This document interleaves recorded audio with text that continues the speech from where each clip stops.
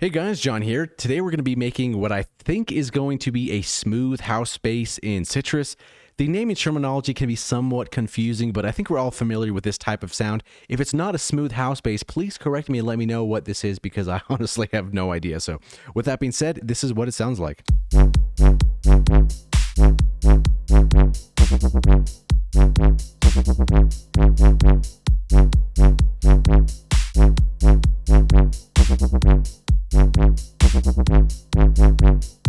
Yeah, it's some kind of like wobbly, kind of bassy kind of thing. I'm not really exactly sure. So please let me know if you have a better name for this one. So yeah, if you like the patch, give it a thumbs up and also subscribe if you haven't already. And let's see how it was created. This one is really not that difficult to make. It's actually rather simple. As you can see, the matrix isn't really a lot going on. We're using two operators. So yeah, so with that being said, let's dive into this here. So on our main tab, we have the pitch down 1 octave or 12 semitones. And we're going to be using an order of 2 unison for this. And generally with low end kind of sounds like basses or maybe even sub basses, you really got to be careful with the unison, because if you put too much, you're going to lose the definition of that low end. So that's why this is kind of at a limited amount of 2, and the pitch is a little bit down at 45%. The panning is all the way at the top to kind of give that stereo vibe, even though, you know, it's kind of frowned upon to have stereo low end. But hey, this sounded pretty cool, so I left it at all the way at the top. The volume is 100%, so those 2 unison voices are going to be at the equal volume. And as always, if we can remember, always make sure to at least have 2 times sampling in your draft so you can kind of have a good concept of what it's going to sound like. But also in the render, by default, it's going to be ×8, so it's going to sound better in the render if you have this oversampling off.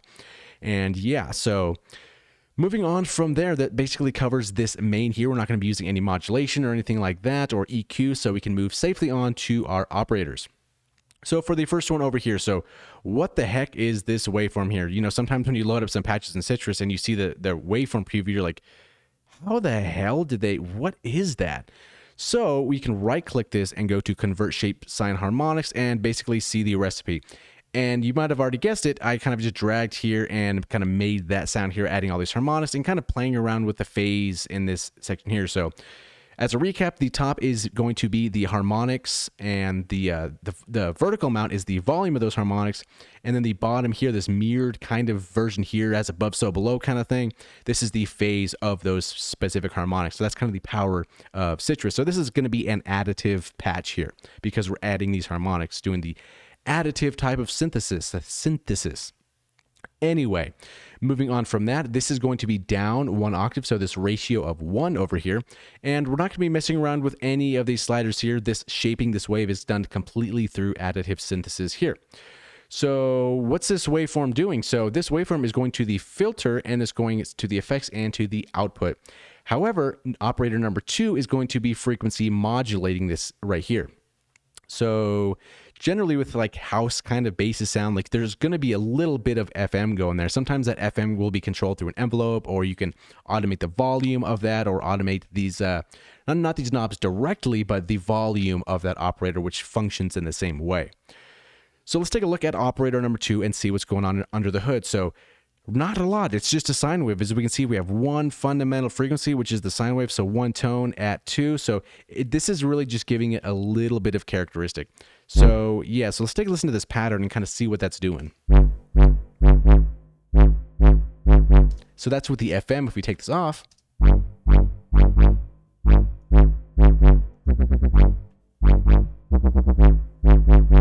so we have a little bit of a subtle change there, and that's kind of, I think, a good concept to really drill in our minds, is that we can go crazy with FM, as we all do. We just crank these knobs like crazy because we want to see something blow up or something like that. Sometimes it's kind of nice to just move it so ever slightly, and you're going to find that there's going to be a lot of cool values that are really just like one value away from the other. So it's kind of cool to experiment with FM slowly. So you kind of just slowly turn the knob and kind of finding where exactly do I want this? Because if we kind of turn this knob and see where that value is, that's about 15-16%. So not really that much FM going on there, but there's some spots where you can really find what you're looking for. And you can always kind of crank it to see what you're kind of doing, and that kind of like we exaggerate something really overboard, and then we say, okay, so this is the effect that it's applying to our waveform, and then we'll dial that back into a more of a comfortable kind of position, kind of like if we're sweeping for a frequency that we don't like. We're going to boost up that EQ and kind of scan through the spectrum and find, okay, maybe this is the frequency that I don't like, and then we kind of notch it down. So we use that exaggerating kind of concept and then bring it back there. So let's try that here. So we're at 16%. That was the value that I think personally sounds the most appropriate for this patch. However, you might disagree, and that's cool, but let's check it out with a full value here. See, that could be something cool too. It's the same patch, but slightly different amount, and it completely changes the sound. And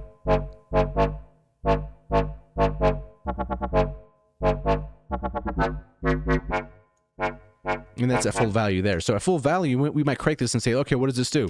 You're like, oh man, I lost all my low end. It's all gone there.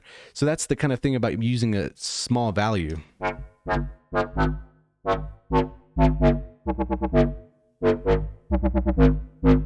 See, even from like 39 to 49, it's kind of a drastic change in timbre.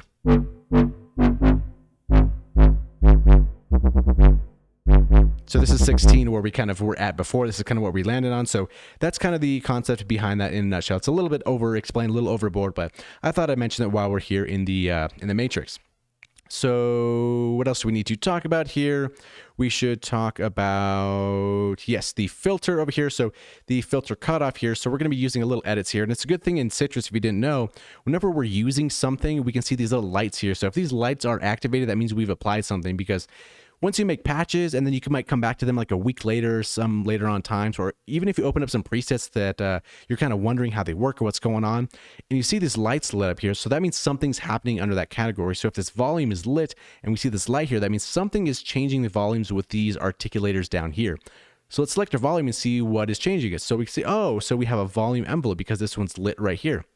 If we went to the LFO and turn this on like that, then we can see that this light gets activated. But we aren't using it, so let's turn that back off, and that light goes away.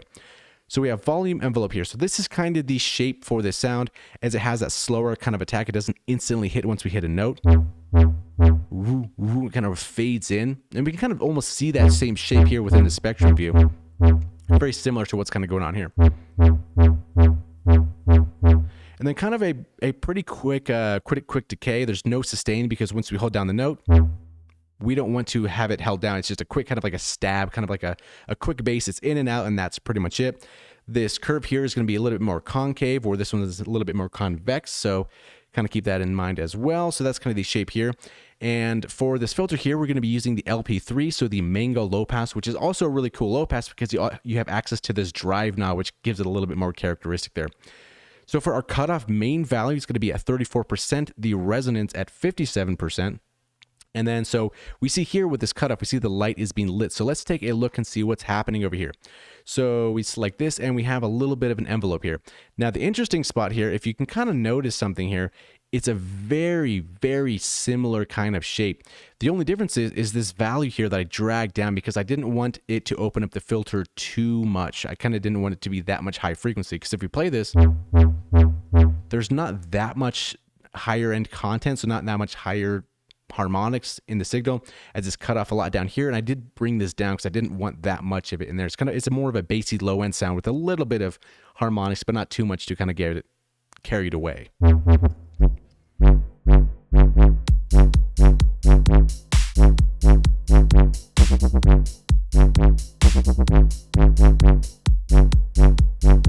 And for our filter, it's going to be this ×1 over here.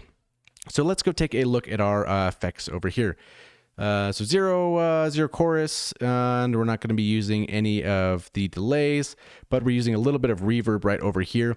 And for this one, in case you didn't know, if you want kind of some nice quick effects presets, you can always click this drop down menu, and then we can go to reverb and we can select different kinds of things. And I always like small studio because it gives you a little bit of like a small room, as it says small studio.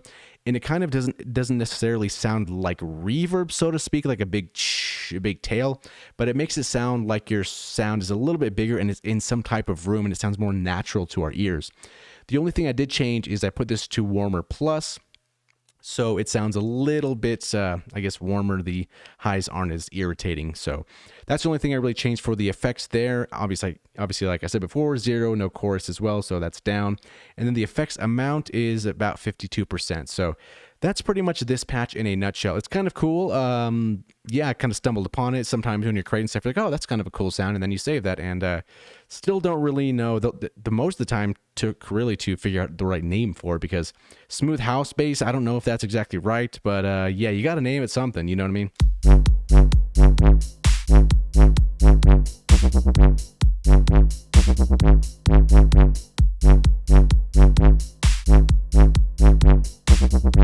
Who knows these names nowadays? Could be like ambient, jungle, Amazon, rainforesty, bass in the water of doom. I don't know. That might be a whole new thing soon. So as the names change and the things happen, I have no idea. So if you have a better name, please let me know. Maybe make a funny one. See if we can find a funny name for this patch, because smooth house bass just doesn't seem that exact right. Maybe it is, maybe it's not. I don't know. You tell me. Let me know.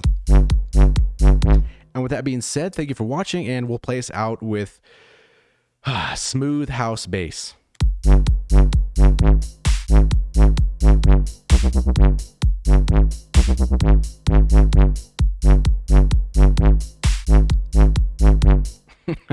Thank you for watching. We'll see you in the next one.